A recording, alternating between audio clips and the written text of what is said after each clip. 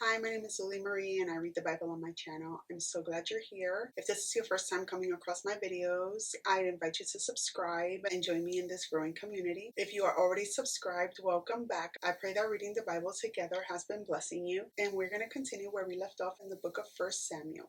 1 Samuel chapter 24, David spares Saul's life, and the Bible reads, After Saul returned from pursuing the Philistines, he was told, David is in the desert of En-Gedi. So Saul took 3,000 able young men from all Israel and set out to look for David and his men near the crags of the wild goats. He came to the sheep pens along the way. A cave was there, and Saul went in to relieve himself. David and his men were far back in the cave. The men said, This is the day the Lord spoke of when he said to you, I will give your enemy into your hands for you to deal with as you wish. Then David crept up unnoticed and cut off a corner of Saul's robe. Afterward, David was conscience-stricken for having cut off a corner of his robe. He said to his men, The Lord forbid that I should do such a thing to my master, the Lord's anointed, or lay my hand on him, for he is the anointed of the Lord. With these words, David sharply rebuked his men and did not allow them to attack Saul. And Saul left the cave and went his way. Then David went out of the cave and called out to Saul, My lord the king. When Saul looked behind him, David bowed down and prostrated himself with his face to the ground. He said to Saul, Why do you listen when men say, David is bent on harming you? This day you have seen with your own eyes how the Lord delivered you into my hands in the cave. Some urged me to kill you, but I spared you. I said, I will not lay my hand on my Lord, because he is the Lord's anointed. See, my father, look at this piece of your robe in my hand. I cut off the corner of your robe, but did not kill you. See that there is nothing in my hand to indicate that I am guilty of wrongdoing or rebellion. I have not wronged you, but you are hunting me down to take my life. May the Lord judge between you and me, and may the Lord avenge the wrongs you have done to me. But my hand will not touch you. As the old saying goes, from evildoers come evil deeds, so my hand will not touch you. Against whom has the king of Israel come out? Who are you pursuing? A dead dog? A flea? May the Lord be your judge and decide between us. May he consider my cause and uphold it. May he vindicate me by delivering me from your hand. When David finished saying this, Saul asked, Is that your voice, David, my son? And he wept aloud. You are more righteous than I, he said. You have treated me well, but I have treated you badly. You have just now told me about the good you did to me. The Lord delivered me into your hands, but you did not kill me. When a man finds his enemy, does he let him get away unharmed? May the Lord reward you well for the way you have treated me today. I know that you will surely be king, and that the kingdom of Israel will be established in your hands. Now swear to me by the Lord that you will not kill off my descendants or wipe out my name from my father's family. So David gave his oath to Saul. Then Saul returned home, but David and his men went up to the stronghold. 1 Samuel chapter 25, David, Nabal, and Abigail. Now Samuel died, and all Israel assembled and mourned for him, and they buried him at his home in Ramah. Then David moved down into the desert of Paran. A certain man in Maon, who had property there at Carmel, was very wealthy. He had 1,000 goats and 3,000 sheep, which he was shearing in Carmel. His name was Nabal, and his wife's name was Abigail. She was an intelligent and beautiful woman, but her husband was surly and mean in his dealings. He was a Calebite. While David was in the wilderness, he heard that Nabal was shearing sheep. So he sent 10 young men and said to them, Go up to Nabal at Carmel and greet him in my name. Say to him, Long life to you, good health to you and your household, and good health to all that is yours. Now I hear that it is sheep shearing time. When your shepherds were with us, we did not mistreat them, and the whole time they were at Carmel, nothing of theirs was missing. Ask your own servants, and they will tell you. Therefore be favorable toward my men, since we come at a festive time. Please give your servants and your son David whatever you can find for them. When David's men arrived, they gave Nabal this message in David's name. Then he waited. Nabal answered David's servants, Who is this David? Who is this son of Jesse? Many servants are breaking away from their masters these days. Why should I take my bread and water and the meat I have slaughtered for my shearers and give it to men coming from who knows where? David's men turned around and went back. When they arrived, they reported every word. David said to his men, Each of you strap on your sword. So they did. and David strapped his on as well. About 400 men went up with David, while 200 stayed with the supplies. One of the servants told Abigail, Nabal's wife, David sent messengers from the wilderness to give our master his greetings, but he hurled insults at them. Yet these men were very good to us. They did not mistreat us, and the whole time we were out in the fields near them, nothing was missing. Night and day they were a wall around us, the whole time we were herding our sheep near them. Now think it over and see what you can do, because disaster is hanging over our master and his whole household. He is such a wicked man that no one can talk to him. Abigail acted quickly. She took 200 loaves of bread, 2 skins of wine, 5 dressed sheep, 5 sheaves of roasted grain, 100 cakes of raisin, and 200 cakes of pressed figs, and loaded them on donkeys. Then she told her servants, Go on ahead, I'll follow you. But she did not tell her husband Nabal. As she came riding her donkey into a mountain ravine, there were David and his men descending toward her, and she met them. David had just said, It's been useless, all my watching over this fellow's property in the wilderness so that nothing of his was missing. He has paid me back evil for good. May God deal with David, be it ever so severely, if by morning I leave alive 1 male of all who belong to him. When Abigail saw David, she quickly got off her donkey and bowed down before David with her face to the ground. She fell at his feet and said, Pardon your servant, my lord, and let me speak to you. Hear what your servant has to say. Please pay no attention, my lord, to that wicked man Nabal. He is just like his name. His name means fool, and fully goes with him. And as for me, your servant, I did not see the men my lord sent. And now, my lord, as surely as the Lord your God lives, and as you live, since the Lord has kept you from bloodshed and from avenging yourself with your own hands, may your enemies and all who are intent on harming my lord be like Nabal. And let this gift which your servant has brought to my lord be given to the men who follow you. Please forgive your servant's presumption. The Lord your God will certainly make a lasting dynasty for my lord,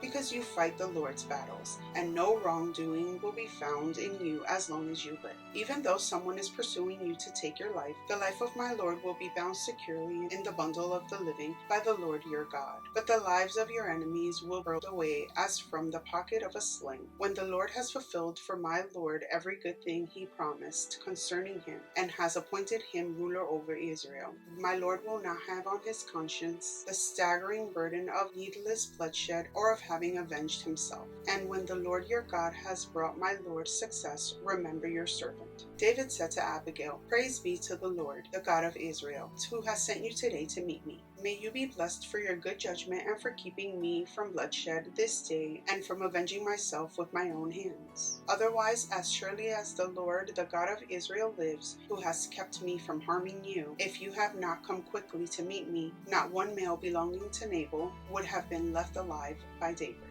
Then David accepted from her hand what she had brought him, and said, Go home in peace. I have heard your words and granted your requests. When Abigail went to Nabal, he was in the house holding a banquet, like that of a king. He was in high spirits and very drunk, so she told him nothing at all until daybreak.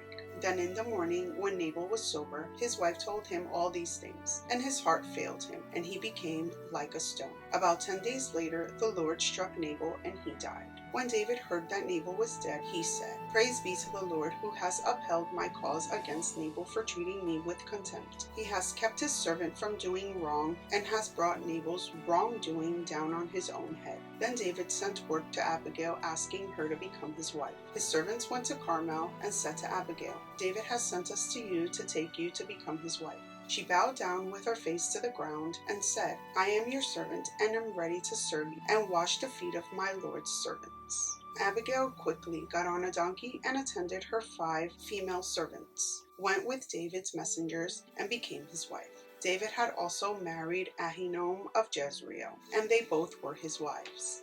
But Saul had given his daughter Michal, David's wife, to Patiel, son of Laish, who was from Galem.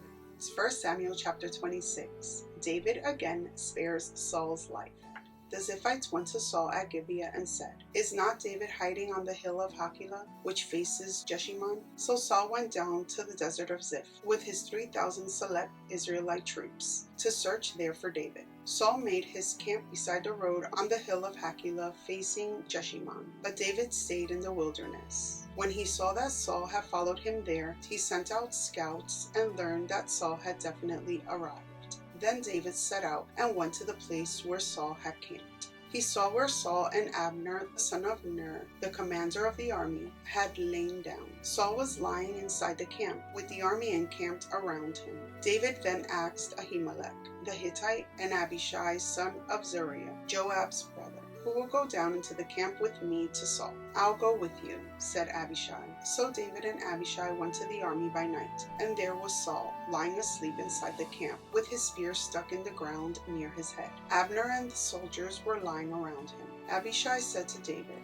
"Today God has delivered your enemy into your hands. Now let me pin him to the ground with one thrust of the spear. I won't strike him twice." But David said to Abishai, "Don't destroy him. Who can lay a hand on the Lord's anointed and be guiltless? As surely as the Lord lives," he said, "the Lord himself will strike him. Or his time will come and he will die. Or he will go into battle and perish. But the Lord forbid that I should lay a hand on the Lord's anointed. Now get the spear and water jug that are near his head and let's go." So David took the spear and water jug near Saul's head and they left. No one saw or knew about it, nor did anyone wake up. They were all sleeping, because the Lord had put them into a deep sleep. Then David crossed over to the other side and stood on top of the hill some distance away. There was a wide space between them. He called out to the army and to Abner, son of Ner, "Aren't you going to answer me, Abner?" Abner replied, "Who are you who calls to the king?" David said, "You're a man, aren't you? And who is like you in Israel? Why didn't you guard your lord the king? Someone came to destroy your lord the king. What you have done is not good. As surely as the Lord lives, you and your men must die, because you did not guard your master the Lord's anointed. Look around you. Where are the king's spear and water jug that were near his head?" Saul recognized David's voice and said, "Is that your voice, David, my son?" David replied, "Yes, it is, my lord the king." And he added, "Why is my lord pursuing his servant? What have I done, and what wrong am I guilty of? Now let my lord the king listen to his servant's words. If the Lord has incited you against me, then may he accept an offering. If, however, people have done it, may they be cursed before the Lord. They have driven me today from my share in the Lord's inheritance, and have said, 'Go serve other gods.' Now do not let my blood fall to the ground far from the presence of the Lord. The king of Israel has come out to look for a flea, as one hunts a partridge in the mountains." Then Saul said, "I have sinned. Come back, David my son, because you considered my life precious today. I will not try to harm you again. Surely I have acted like a fool and have been terribly wrong." "Here is the king's spear," David answered. "Let one of your young men come over and get it. The Lord rewards everyone for their righteousness and faithfulness. The Lord delivered you into my hands today, but I will not lay a hand on the Lord's anointed. As surely as I valued your life today, so may the Lord value my life and deliver me from all trouble." Then Saul said to David, "May you be blessed, David my son. You will do great things and surely triumph." So David went on his way, and Saul returned home. 1 Samuel chapter 27, David among the Philistines. But David thought to himself, "One of these days I will be destroyed by the hand of Saul. The best thing I can do is to escape to the land of the Philistines. Then Saul will give up searching for me anywhere in Israel, and I will slip out of his hand." So David and the 600 men with him left and went over to Achish, son of Maoch, king of Gath. David and his men settled in Gath with Achish. Each man had his family with him, and David had his 2 wives, Ahinoam of Jezreel and Abigail of Carmel, the widow of Nabal. When Saul was told that David had fled to Gath, he no longer searched for him. Then David said to Achish, "If I have found favor in your eyes, let a place be assigned to me in one of the country towns, that I may live there. Why should your servant live in the royal city with you?" So on that day Achish gave him Ziklag, and it has belonged to the kings of Judah ever since. David lived in Philistine territory a year and 4 months. Now David and his men went up and raided the Geshurites, the Girgashites, and the Amalekites. From ancient times these people had lived in the lands extending to Shur and Egypt. Whenever David attacked an area, he did not leave a man or woman alive, but took sheep and cattle, donkeys and camels, and clothes. Then he returned to Achish. When Achish asked, "Where did you go raiding today?" David would say, "Against the Negev of Judah." or against the Negev of Jeremiel, or against the Negev of the Kenites. He did not leave a man or a woman alive to be brought to Gath, for he thought they might inform on us and say, "This is what David did," and such was his practice as long as he lived in Philistine territory. Achish trusted David and said to himself, "He has become so obnoxious to his people, the Israelites, that he will be my servant for life." 1 Samuel chapter 28. In those days the Philistines gathered their forces to fight against Israel. Achish said to David, "You must understand that you and your men will accompany me in my army." David said, "Then you will see for yourself what your servant can do." Achish replied, "Very well, I will make you my bodyguard for life." Saul and the medium at Endor.